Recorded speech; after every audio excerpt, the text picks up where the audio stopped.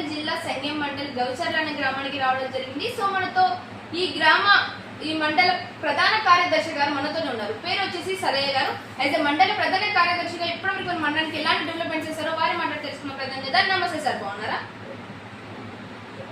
Okay sir, అయితే మండల ప్రధాన కార్యదర్శిగా గత 6 సంవత్సరాలుగా మీ మండలానికి ఎలాంటి డెవలప్మెంట్స్ అనేది చేసుకున్నారు? స్థానిక ఉన్నప్పుడు గవర్నమెంట్ చేసి 2 years వచ్చింది. ఆల్మోస్ట్ ఇంతకుముందు ప్రతిపక్షంగా 4 years అవుతుంది. ఇప్పుడు అధికార పక్షం అంటే 2 years డిసెంబర్ 2 years కంప్లీట్ కాబోతుంది. వచ్చిన ఈ తెలంగాణ రాష్ట్రంలో ఉన్నటువంటి గత ప్రభుత్వం చేసిన అప్పులు మెయింటైన్ చేసుకుంటూ ఇప్పుడు వచ్చిన పెన్షన్లు కానీ ఇచ్చిన ప్రతి ఒక్క మాట వాగ్దానం ప్రకారంగా ప్రస్తుత సీఎం రేవంత్ రెడ్డి గారు చాలా కష్టపడుకుంటూ ఉన్న బడ్జెట్ని ఇచ్చిన వాగ్దానానికి నెరవేర్చే విధంగా వచ్చేస్తూ స్థానిక ఎమ్మెల్యే పాటికల శాసనసభ్యులు గారు రేవూరి ప్రకాష్ రెడ్డి గారి అందులో కొంచెం అభివృద్ధి పదవులు ముందుకు పోతున్నాం. ఇప్పుడే కొంచెం చేయాల్సింది ఇంకా చాలా ఉంది. ఇచ్చిన వాగ్దానాన్ని ఇప్పటివరకైతే ప్రతి ఒక్కరిని నెరవేర్చుకునే ప్రయత్నం చేస్తున్నాం. కాంగ్రెస్ ప్రభుత్వం హయాంలోకి రావడం మీకు ఎలా అనిపిస్తుంది? చాలా థ్రిల్లింగ్ అండి. అంతకుముందు కూడా మేము దాదాపు మా ఫాదర్ గారు కూడా 40 years చేసినాను. నేను గ్రామ పంచాయతీ చేసిన 15 సంవత్సరాలు చేసినాను. మళ్ళీ గ్రామ పంచాయతీ చేసిన. అంతకుముందు సేవాదళని రాష్ట్ర కార్యదర్శి చేసిన.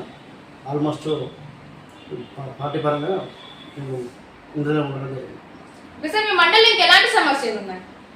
ఏ సమస్య ఉన్నప్పటికీ కూడా స్థానిక ఎమ్మెల్యే ప్రకాష్ రెడ్డి గారి దృష్టికి తీసుకుపోవడం, తాను స్పందించడం, ఇచ్చిన ప్రతి పని మనం చేయాలనే ఉద్దేశంతో ఇప్పటివరకు ఎమ్మెల్యే గారి కృషి బాగుంది. స్థానిక ఎన్నికలు రాబోతున్నాయి, మీరేమైనా నామినేషన్ వేయాలనుకుంటున్నారా? ఎందుకంటే ఇక్కడ రిజర్వేషన్ దెబ్బతీస్తుంది. దానివల్ల ఏది ఏమైనప్పుడు కూడా పార్టీ పరంగా ఎవరికి టికెట్ ఇచ్చినా కూడా గెలుపు కోసం ప్రయత్నిస్తుంది. స్థానిక ఎన్నికలలో మీరు ఎలాంటి నాయకులు ఎంచుకోవాలని చెప్పి మీ గ్రామ ప్రజలకు చెప్పాలనుకుంటున్నారు? ఏది ఏమైనా కూడా గ్రామాభివృద్ధి కోసం ఎవరైతే కష్టపడతారో వారిని ఎన్నిక చేయడం జరుగుతుంది. సార్, ఇంటర్వ్యూకి ఎంత సింగిచ్చామని మా ఛానల్ ద్వారా ఎవరికి ఏమైనా చెప్పాలనుకుంటున్నారా? ఏది ఏమైనప్పటికీ కూడా రాష్ట్రానికి సంబంధించిన గ్రామ పంచాయతీ కానీ డిప్యూటీస్ కానీ ఎంపీస్ కానీ ఏ ఎన్నిక వచ్చినా కూడా అభివృద్ధి చేసే నాయకుడిని, మంచి నాయకుడిని ఎన్నుకోవాల్సిందే. ఏ పార్టీ అయినప్పటికీ కూడా పార్టీ పరంగా కాకుండా వ్యక్తిగతంగా చెప్తున్నా. సరే, మా పార్టీకి వచ్చేసరికి మేము చేసే సెలక్షన్ అభ్యర్థులు ఇటువంటి పార్టీ కట్టుబడి నిలబడి ప్రతి హామీని నెరవేర్చడం కోసం, అభివృద్ధి కోసం పాటుపడే వ్యక్తులు మాత్రమే మీరు సెలెక్ట్ చేయడం జరుగుతుంది.